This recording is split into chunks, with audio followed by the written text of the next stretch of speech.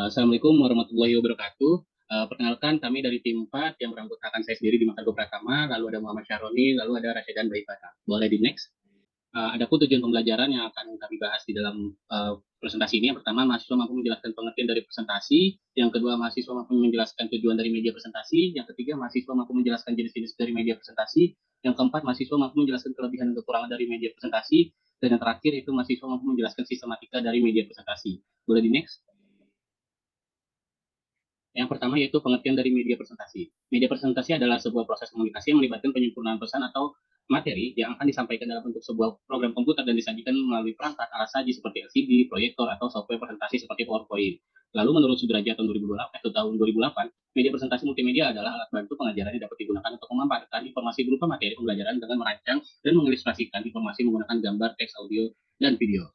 Boleh di next? Oke, selanjutnya yaitu tujuan presentasi.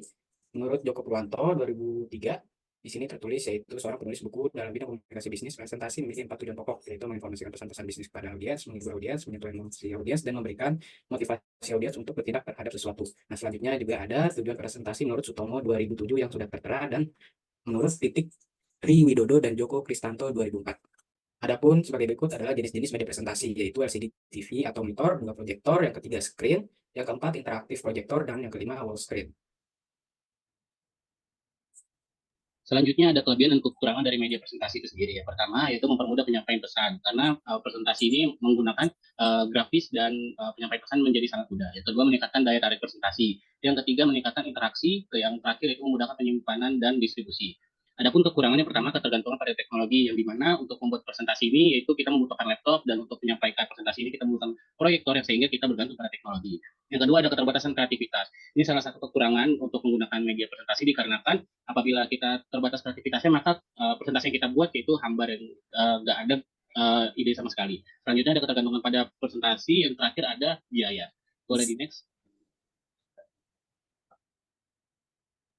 Oke, selanjutnya di sini ada sistematika media presentasi. Boleh di next. Nah, langkah pertama itu kita itu harus memilih topik presentasi yang ingin kita sajikan kepada audiens. Topik presentasi itu adalah salah satu faktor yang sangat penting dan menentukan apakah presentasi kita akan menarik bagi audiens atau tidak. Nah, misalnya jika kita melakukan presentasi di depan mahasiswa dengan menyampaikan topik penerapan pajak penghasilan, maka presentasi kita tidak mudah untuk membuat mereka tertarik karena topik presentasi yang kita sampaikan masih belum relevan dengan mereka. Nah, selain itu, topik presentasi yang kita sampaikan perlu sesuai dengan keahlian kita. Hal ini penting karena dengan kita mengenai topik yang kita sampaikan, maka akan dengan mudah untuk menjelaskannya kepada audiens, dan kita juga dapat menjawab pertanyaan-pertanyaan yang diajukan oleh audiens. Boleh di next? Nah, langkah kedua ini kita harus mengenali kebutuhan audiens kita. Menurut Matt Abrahams, untuk mengetahui kebutuhan audiens kita, maka perlu mengidentifikasi beberapa hal, yaitu siapakah mereka, kemudian kita juga perlu mengetahui jenis pekerjaan mereka, rentang usianya, tingkat pendidikan, rasio pria dan wanita, dan tanggung jawab pekerjaan. Kemudian, tingkat pengetahuan audiens pada topik presentasi yang akan kita sampaikan. Jangan sampai kita berpresentasi itu tentang hal-hal yang sudah diketahui oleh audiens. Kemudian, apa masalah yang sering dihadapi oleh audiens kita, hal-hal apa saja yang selama ini menjadi kegelisahan dan kekhawatiran mereka, serta apa yang selama ini mereka inginkan. Boleh di next? Kemudian langkah ketiga, tentukan tujuan presentasi. Nah, David Pranata dalam bukunya Speak with Power menyebutkan bahwa ada memformulasikan tujuan presentasi itu terbagi menjadi 3 hal. Yang pertama itu, tentukanlah tujuan presentasi dari sudut pandang audiens. Yang kedua, buatlah tujuan presentasi yang spesifik. Dan yang ketiga, realisasi untuk dicapai. Boleh next. Nah, yang keempat, tentukan pesan utama. Pesan utama ini tuh merupakan sebuah pernyataan yang dituangkan dalam sebuah kalimat yang jelas dan ringkas yang membuat audiens peduli, mudah memahami, dan mudah mengingatnya. Nah, pesan utama itu terbagi menjadi 2 bagian, ada fakta dan tindakan. Fakta adalah sesuatu yang ingin kita audiens itu ketahui, sedangkan tindakan adalah sesuatu yang ingin audiens lakukan. Boleh di next. Nah, langkah kelima ini adalah menyusun isi presentasi. Isi presentasi itu bisa berisi poin utama dan poin pendukung. Poin utama adalah poin-poin pokok yang ingin kita sampaikan gitu untuk mendukung pesan utama yang telah kita tentukan. Ada beberapa struktur untuk menyusun poin utama, yaitu yang pertama itu ada topikal, struktur presentasi yang mengatur informasi menjadi subtopik. Yang kedua itu ada biner. Ini adalah masalah atau solusi, sebab akibat, bandingkan dan kontras, atau bisa kerugian dan keuntungan. Yang ketiga ini ada sekuensial. Ini berupa kronologis, demonstrasi, misalkan langkah 1, langkah 2, ataupun langkah yang ketiga. Yang keempat itu ada spasial, bagian yang berhubungan dengan keseluruhan atau bidang geografis. Boleh next. Nah, Ini adalah salah satu contoh susunan poin utama dan poin pendukung. Di sini bisa dilihat ada poin utama 1 yang bertemakan tentang keterampilan berbicara di depan umum, itu penting bagi para insinyur. Kemudian ada sub poin utama yang pertama, ada poin pendukungnya, sub poin utama kedua, dan ada poin pendukungnya juga. Boleh di next. Nah, langkah ke-6 ini adalah menyusun pembukaan dan penutupan presentasi. Untuk menyusun pembukaan presentasi, Diane Windingland dari Virtual Speech Coach menjelaskan bahwa ada 3P yang perlu dibuat. Yang pertama itu adalah PEP atau attention. Ini adalah menarik perhatian audiens dengan pertanyaan, cerita, dan statistik yang mengejutkan.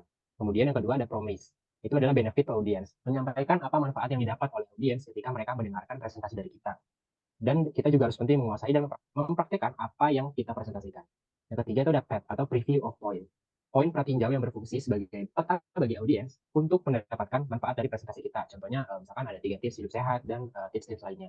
Kemudian Diane Windingland juga dalam virtual speech course-nya juga menyebutkan bahwa ada untuk menyusun penutupan presentasi pada dasarnya itu juga menggunakan 3P. Yang pertama ada PEP, ada ringkasan poin utamanya, promise, atau menyampaikan kembali apa manfaat yang didapat oleh audiens ketika mereka mendengarkan kita. Kemudian yang ketiga adalah PEP atau ajakan untuk bertindak. Boleh di next. Nah, langkah yang terakhir atau langkah yang ketujuh adalah buat catatan pesan presentasi. Ini itu sama seperti skrip ya atau catatan kecil yang kita bawa ketika kita mempresentasikan presentasi kita di depan para audiens. Hal ini tuh untuk mencegah kita keluar dari topik yang sedang dibicarakan. Misalkan ada poin-poin penting yang harus kita catat dan kita bawa saat kita berada di depan para audiens. Boleh di next.